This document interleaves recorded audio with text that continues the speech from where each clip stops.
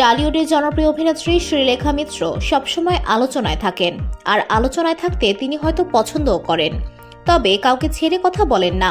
আর সে কারণে তার ভক্ত অনুরাগীরাও তাকে বেশ পছন্দ করেন। সম্প্রতি আবার নিজের ব্যক্তিজীবন নিয়ে কথা বললেন শ্রীলেখা মিত্র, আর কথা বললেন সাবেক স্বামী, প্রেম, বিয়ে ও টালি ইন্ডাস্ট্রিতে কাজ পাওয়া না পাওয়া নিয়ে। অভিনেত্রী বলেন, কেন পরিচালকরা কাজ দেন না সেটি তো আমি বলতে পারবো না, এ প্রশ্নের উত্তর তারা দিতে পারবেন। তিনি বলেন, সদা সত্য কথা বলিবে, সদ্য বই মিথ্যা বলিবে না, এটা তো ছোট থেকে শিখে এসেছি, তো এটার বাইরে কি করা যায় আমি জানি না।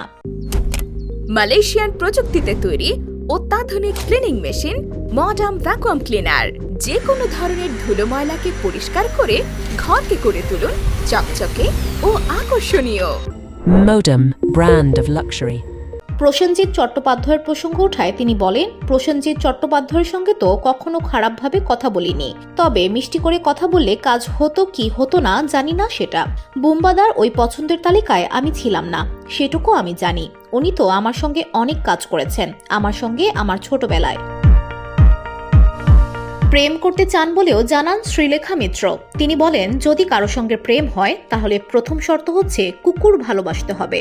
অভিনেত্রী বলেন, আমি তো দেখছি না কেউ প্রেমে টেমে পড়ছে, কোথায় তারা? কুকুর বলতেও আমার কেমন জানি লাগে, ওরা আমার বাচ্চা, নাম ধরে ডাকি।